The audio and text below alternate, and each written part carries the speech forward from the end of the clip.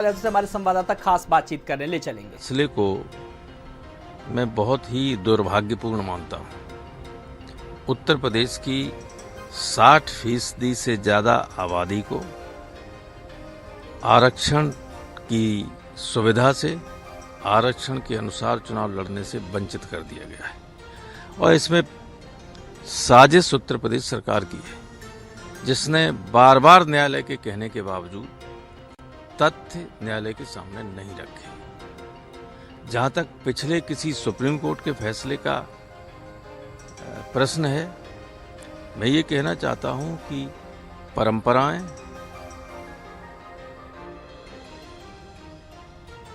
किसी भी संविधान की धारा या कानून के लिखे हुए अंश के समान ही मान्य होती है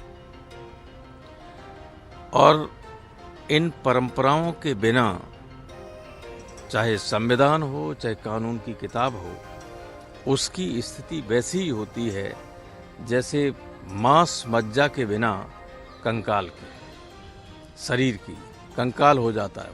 उसको वो जीवंत तभी रहता है जब धमनियों में खून बहे, मांस मज्जा से सुसज्जित शरीर हो।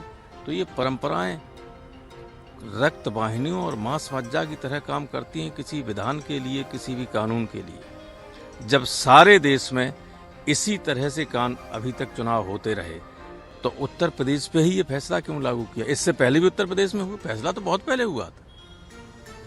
तो ये अजीब सी स्थिति है। अगर साजिश न होती उत्तर प्रदेश सरकार की तो न्यायालय ये फैसला नहीं कर सकता। न्यायालय को सही दिशा में ले जाने के लिए, सही फैसला लेने के लिए जो सहायता गवर्नमेंट को या गवर्नमेंट के वकीलों को करनी चाहिए थी, वो नहीं की गई।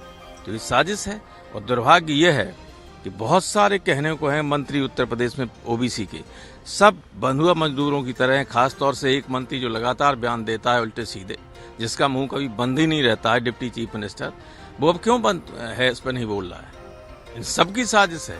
वोट लेंगे, पिछड़ों के बल पर सरकार बना लेंगे और पिछड़ों को ही लगातार धोखा देने का काम कर रही है। आपको लगता है कि अब यूपी सरकार चुनाव कराएगी जिस तरह के फैसले आए हैं?